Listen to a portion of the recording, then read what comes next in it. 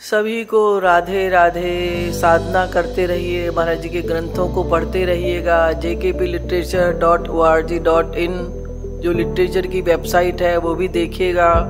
कृपालु निधि जो महाराज जी का एक ऐप है जो हमारी तीनों दीदी ने बड़े परिश्रम से हम लोगों के हाथ में दिया है। महाराज जी का पूरा खजाना कृपालु निधि बहुत बड़ा खजाना है हमारे हाथ में। उसको सुनते रहिएगा, वो कभी समाप्त नहीं होगा। जीवन समाप्त हो जाएगा, उसमें इतना कुछ मैटर महाराज जी का उसमें है कृपालु निधि में। और ग्रंथों का भी अध्ययन कीजिएगा। प्रेम रस सिद्धांत मुख्य ग्रंथ है श्री महाराज जी का, जिसमें पूरी फिलॉसफी है, A to Z जिसको कहते हैं।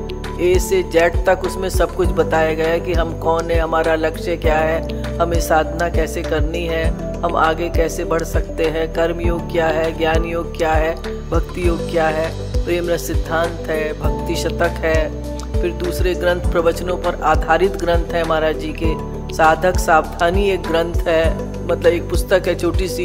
उसमें बताया गया कि हमें व्यवहार किस प्रकार से किया जाए। भक्ति की आधारशिला एक पुस्तक है, उसमें ये बताया गया कि भक्ति का जो आधार है दीनता, वो हम दीनता कैसे अपने अंदर लाएं। और बहुत सारी पुस्तकें हैं, आप देख लीजिएगा उसमें। तो पुस्तकों का अध्ययन भी परम आवश्यक है और महाराज जी की वाणी सुनना भी परम आवश्यक है, तभी आप लोग आगे बढ़ सकेंगे। और जो साधना शिविर हमारे आयोजित होते हैं हमारे धाम में, जो 3 धाम महाराज जी के द्वारा स्थापित किए गए हैं, उसके अतिरिक्त हमें कुछ और नहीं सोचना। उन धामों में जो साधना शिविर आयोजित होते हैं वहाँ हमें अवश्य जाना है, वहाँ पर अवश्य आप लोग जाएं और रेगुलरली साधना करें। ऐसा नहीं कि सैटरडे को आपने जूम सेशन अटेंड कर लिया, बस आपने कहा ठीक है हफ्ते में 1 घंटा बहुत है हमारे लिए।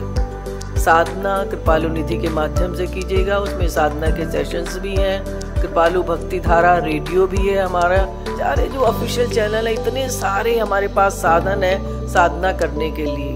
तो रेगुलरली नियम बना लीजिए साधना का कि हमें आधा घंटा 1 घंटा अवश्य देना है। श्री महाराज जी ने जो साधना का स्वरूप बताया उसके अनुसार हमें साधना अवश्य करनी है। राधे राधे सभी को।